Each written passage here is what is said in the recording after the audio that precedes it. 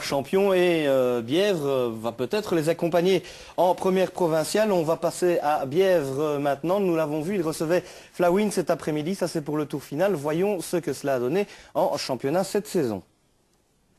Très jolie saison que celle réalisée par les Bièvrois, même si Ivoire donne le ton dès la première journée en prenant le meilleur sur eux. S'ensuit alors un superbe 16/18. C'est donc peut-être trop confiant que les hommes de Fred Jacquemart se déplacent à Éprave, défaite 4-1. Neutz, le débordement, le centre de Neutz est bien joué.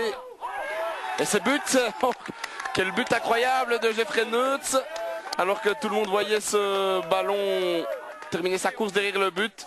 On venait ici toujours avec le respect de l'adversaire. Et quand on voit le résultat fin du match, je crois qu'aujourd'hui, toute une équipe qui est déçue, mais on ne peut pas vouloir que nous-mêmes. On n'a pratiquement rien montré aujourd'hui. Et Éprave, on voulait beaucoup plus que nous. Malheureusement, le résultat est là. Et voilà, on doit continuer à travailler. Bon, il y aura des jours meilleurs.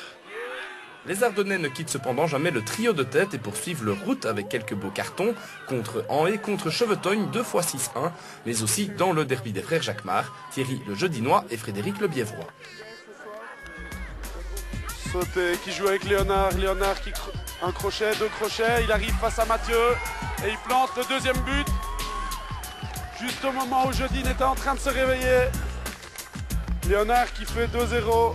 Comment ça va se passer maintenant la fin de soirée? Le vainqueur, le vaincu, est-ce qu'on rentre chacun chez soi? Moi je suis pas rentré tout de suite en tout cas. Je pense que je vais le redéposer en retournant parce qu'il est sur mon chemin. Mais on va attaquer tout de suite là maintenant. 2 semaines plus tard, nouveau derby ardennais à Vennes-Simon, l'une des belles surprises de ce championnat. Bièvre confirme malheureusement qu'il traverse une période de vache maigre.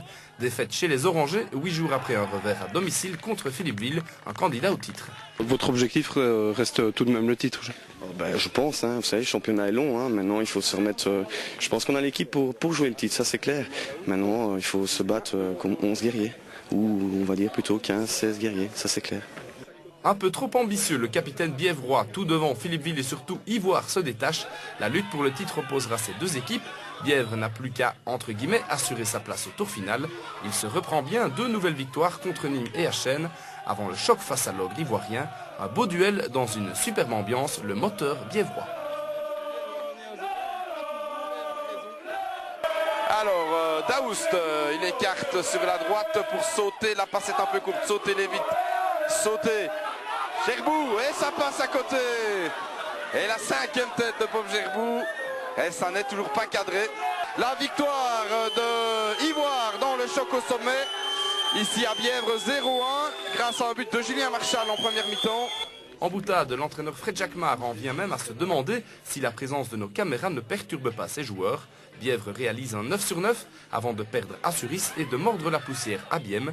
Avant de recevoir Jeudine, il ne manque qu'un point aux Bièvrois pour aller au tour final. Mission accomplie et pas question de laisser les points à Jeudine. La bonne occasion. Maintenant c'est goal. Ouais, le but. Le but de Nounouche, comme on l'appelle ici, Sébastien Toupé, sur un assist de son frère Stéphane. Victoire de Bièvre dans le derby. 2-1 contre Jeudine. C'est vrai qu'on avait entendu, lu et écrit pas mal de choses sur ce match-ci. Ben non, l'éthique sportive est respectée. Et de toute façon, nous on devait jouer le match à fond, eux aussi.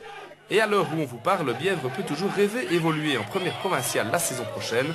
Une série qu'il a quittée voici 5 ans. Alors Olivier, bonsoir.